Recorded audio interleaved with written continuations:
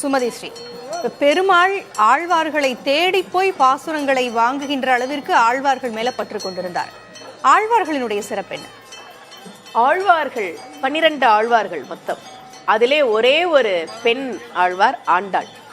பொய்கை ஆழ்வார், பூதத்தாழ்வார், பேயாழ்வார், திருமழிசை ஆழ்வார் என்று எல்லா ஆழ்வார்களும் பெருமாளினுடைய அருளை பெற்றவர்கள். அதே போல பெருமாள் அவர்களுடைய பாசுரங்களை விரும்பி கேட்டவர். இந்த ஆழ்வார்களினுடைய வரலாறு நமக்கு என்ன சொல்கிறது என்றால், அடுத்தவர்களுக்கு உதவி செய்ய வேண்டும். நீங்க எடுத்து பார்த்தீங்கன்னா முதல் 3 ஆழ்வார்கள், பொய்கை ஆழ்வார், பூதத்தாழ்வார், பேயாழ்வார், இவங்க 3 பேரும் அடுத்தடுத்த நாளிலே அவதாரம் செய்தவர்கள். ஐப்பசி மாதம் திருவோணம் நட்சத்திரம் அன்றைக்கு பொய்கை ஆழ்வார் அவதாரம் செய்தார். ஐப்பசி மாதம் அடுத்த நட்சத்திரம் அவிட்டம் நட்சத்திரம் அன்றைக்கு 2வது ஆழ்வார் அவதாரம் செய்கிறார். பேயாழ்வார் சதயம் நட்சத்திரம் அன்றைக்கு அவதாரம் செய்கிறார். இவங்க 3 பேரும் ஒருத்தர் சந்திச்சுக்கிட்டதே கிடையாது.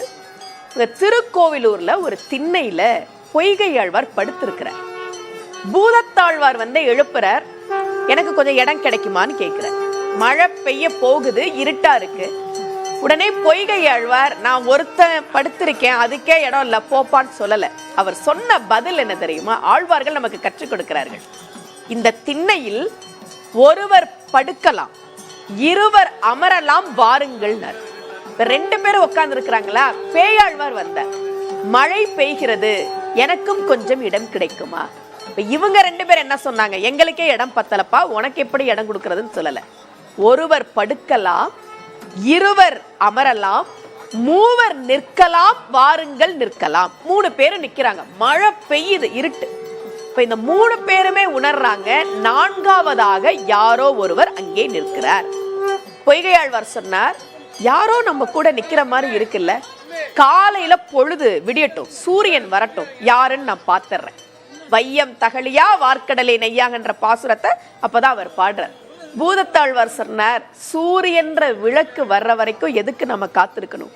அன்பே தகழியா ஆர்வமே நெய்யாக இன்புருகு சிந்தை இடுதிரி. நம்ம அன்பு ஆர்வம் இதை வச்சு நம்ம யாருன்னு பாத்துடலாம். பேயாழ்வார் பார்த்துட்டார் யாருன்னு. பாடுறார், திருக்கண்டேன் பொன்மேனி கண்டேன், திகழும் அருக்கன் அணி நிறமும் கண்டேன், செருக்கிளரும் பொன்னாளி கண்டேன், புரிசங்கம் கை கண்டேன், என்னாளி வண்ணன் பால் என்று நான் பார்த்துட்டேன். பேயாழ்வார் பாடுறார். பாடும்போது என்ன சொல்றார்? சங்கு வச்சிருக்கான், சக்கரம் வச்சிருக்கான், பெருமாள் வந்துட்டார்னு பாடல. முதல்ல என்ன சொன்னார்? திருக்கண்டேன். திருநா மகாலட்சுமி. இந்த சம்பவம் ஆழ்வார்கள் வாழ்க்கையில் நடந்தது. நமக்கு என்ன சொல்லுது தெரியுமா? கஷ்டப்படுற ஒருத்தருக்கு நீங்க உதவி செய்ய போனீங்கன்னா உங்கள் கரம் அவர்களை நோக்கி நீள்வதற்கு முன்பாகவே உங்களை ஆசீர்வதிக்க இறைவன் தேடி வருவான் என்பதுதான் இந்த ஆழ்வார்கள் சம்பவம் நமக்கு சொல்கிற செய்தி. கடலூரிலே சொர்க்கவாசல் திறப்பு நடந்திருப்பதை நாம் பார்த்து கொண்டிருக்கிறோம். திருவந்திபுரம் பெருமாள் கோவில் இல்லையா இது? திருவந்திபுரம் பெருமாள் கோவில். அங்கே சாமரம் வீச அங்கே பெருமாள் சொர்க்கவாசல் கடக்கிற காட்சியை நாம் பார்த்து கொண்டிருக்கிறோம். இந்த திருவந்திபுரம் பெருமாள் கோவிலில் ஹயக்ரீவர் மிக விசேஷமாக இருக்கக்கூடியவர். அந்த சிறப்பு இவருக்கு உண்டு. பந்த சேவை நடப்பதையும் நாம் பார்த்து கொண்டிருக்கிறோம். மலர் அலங்காரத்தில் அங்கே பெருமாள் காத்து கொண்டிருக்கிறார். பக்கத்திலே காரமடையில் சொர்க்கவாசல் திறப்பதற்காக ஏற்பாடுகளை செய்து கொண்டிருக்கிறார்கள். இந்த காரமடை கோவிலில் இருக்கக்கூடிய பெருமாளுக்கும் ரங்கநாதர் என்றுதான் பெயர். அங்கே இருக்கக்கூடிய தாயாருக்கும் ரங்கநாயகி என்றுதான் பெயர். எப்படி ஸ்ரீரங்கத்துல ரங்கநாதர் ரங்கநாயகி என்று இருக்கிறார்களோ அதே போலத்தான் காரமடையிலும் கடலூரிலே திருவந்திபுரத்திலே பெருமாள் அங்கே சொர்க்கவாசல் கடந்திருக்கக்கூடிய காட்சியை நாம் பார்த்து கொண்டிருக்கிறோம். நீங்கள் ஆழ்வார்களை பற்றி கேட்டீர்கள். ஆழ்வார்களுடைய தமிழை பற்றி நாம் பேசிக் கொண்டிருந்தோம்.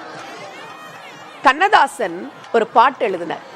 பால் வண்ணம் பருவம் கண்டு, வேல் வண்ணம் விழிகள் கண்டு, மான் வண்ணம் நான் கண்டு பாடுகிறேன், கைவண்ணம் அங்கே கண்டேன், கால் வண்ணம் இங்கே கண்டேன், பெண் வண்ணம் நோய் கொண்டு வாடுகிறேன். இந்த வண்ணம் வண்ணம் வண்ணம்ன்றத கண்ணதாசன் எங்க இருந்து எடுத்தார் தெரியுமா? கம்பன்ல இருந்து எடுத்தார்.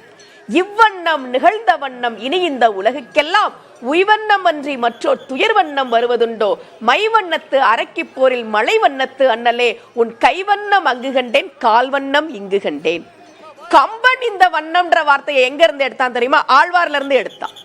முன்னை வண்ணம் பாலின் வண்ணம் முழுதும் நிலை நின்ற பின்னை வண்ணம் கொண்டல் வண்ணம், முன்னை வண்ணம் பாலின் வண்ணம் முழுதும் நிலை நின்ற கொண்டல் வண்ணம் பின்னை வண்ணம், வண்ணம் என்னும் கால் பொன்னின் வண்ணம் மணியின் வண்ணம், புரியும் திருமேனி என்ன வண்ணம் என்று காட்டும் இந்தலூரிரே.